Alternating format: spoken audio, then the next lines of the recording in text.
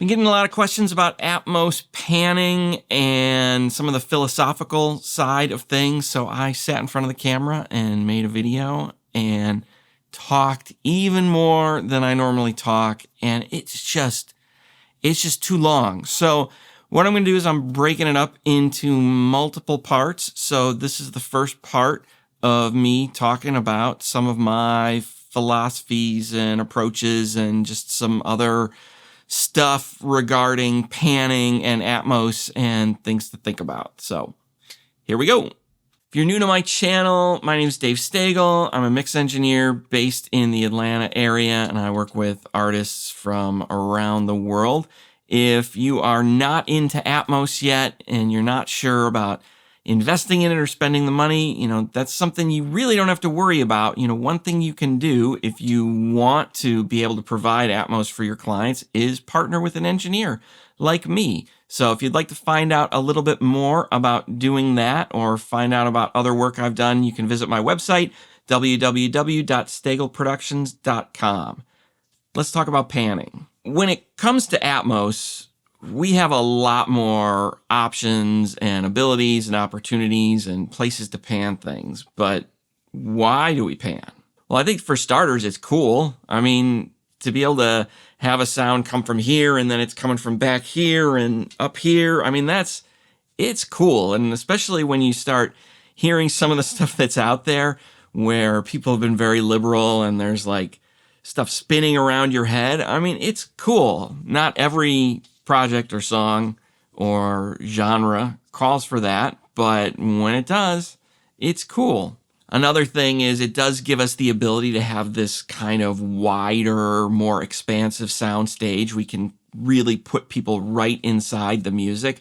That's one of the things I really like about it and what drew me to it. It reminded me of my days playing in bands when we would just be in the middle of a stage or a rehearsal room and you'd have everybody around you and you were inside the music. It was a really cool feeling. One of the things I loved about playing music, we can do that with panning now. We can kind of get a lot of that feeling back or into music for the first time sometimes. So that's another great reason to pan. One of the other great things about panning for us as mix engineers is it helps us achieve better separation in our mixes and can really kind of mitigate masking. Now, if you're not hip to what masking is, it's basically when one sound covers another. And one of the biggest sort of mixing cheats that we've had available to us since we started getting into stereo was the ability to pan things into different speakers, and that really helped alleviate some of the masking that was going on.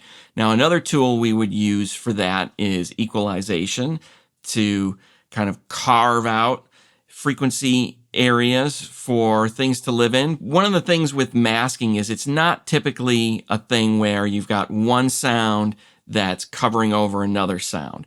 What typically is happening more often is you have a frequency range within one sound that is covering over that same frequency range in another sound. And that frequency range in the one sound that's covering over, it might not matter as much to that particular sound as it does to another sound. So that's where masking can kind of get tricky. And it's one of those things that I know I spent a lot of years really trying to figure out how to deal with it. And it's one of the big things I teach when I am out training other engineers. So panning is one way to kind of get around that. And now with Atmos, we have a lot of places to pan things. So if I can take sounds and put them throughout the space and get them into their own speakers, that panning can help with some of that masking to a certain extent. One of the things that doesn't get talked about with this, a lot of guys, we're talking about how we don't need as much EQ now because we have all of these different places to put things. And that is true to a certain extent. However, there is a binaural component when we're working in Atmos for music, especially, where our mixes are going to need to fold down to smaller formats. The format you should be in if you're mixing Atmos is 7.1.4, which is 7 speakers at ear level, and then 4 up top. Talked about this. But some people, they're going to be listening on a smaller setup. Like my home theater is a 512 sound bars that a lot of people are going to consume things on. Those might be a little smaller. The TVs that are starting to have Atmos built into, those might be smaller. And of course, there is binaural. And with binaural, we've got 2 pipes, just like we did with stereo. So whenever we are cramming a lot of sound into 2 pipes or 1 pipe, if we're going to go all the way down to mono, but anytime we are kind of folding things down or reducing our big mix into a smaller delivery format, and binaural can be great, but it is a smaller delivery format because it's just 2 speakers involved. Whenever we do that, the potential for masking, it's going to be there. I don't care who, I don't buy that it's not going to be there. And listening for myself, I really believe it's going to be there. So let's talk a little bit about the binaural side of things and some of how that mechanism works in terms of Atmos. One of the things that binaural uses that helps it work is HRTF. HRTF stands for head-related transfer function, and it's really just a way of describing how sound gets to our ears. When sound is coming to our ears, or like my ears, like if there was something here that was making a sound, it's going to bounce off my shoulder and get into my ear. If it's on the side of my head, I'm going to hear it in this ear, but there's also going to be like frequency shading as it gets to my other ear. It's going to be delayed from this ear to this ear, bouncing off shoulders, your face, other parts of the room. All of these things affect how that sound comes into our ear. And what binaural is doing is it is trying to simulate or emulate that response. So let's say, for example, I have a sound and I pan it so that it is like in the right front, or to you, the left front. It's going to be over here. So the binaural, it's going to be hitting this ear probably the most, so that's going to be the loudest in there.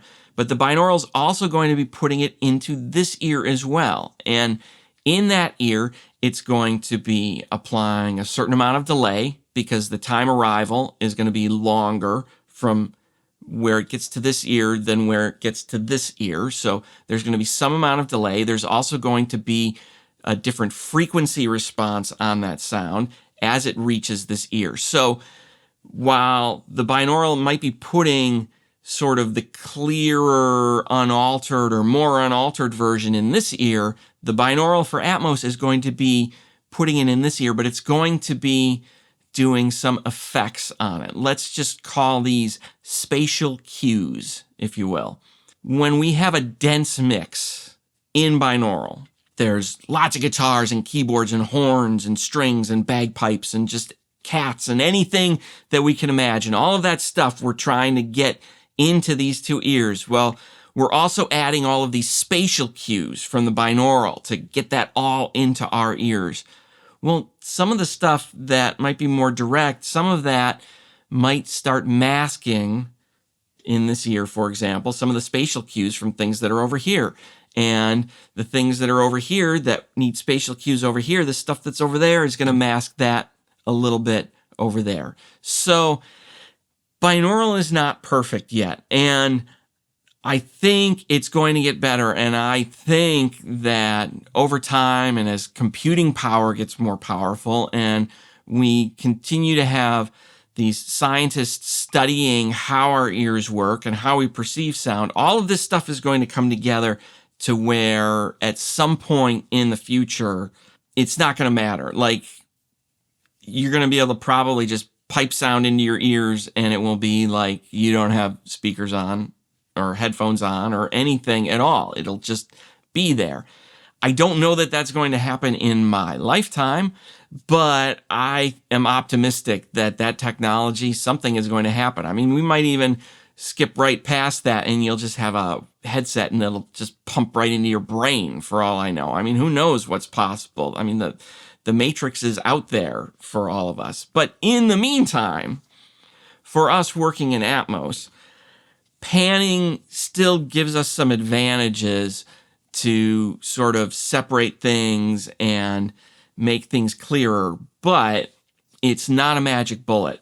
There are still masking considerations. It's still important to check your mix, not just on speakers, but also in binaural so that you can kind of hear, like, how does it translate?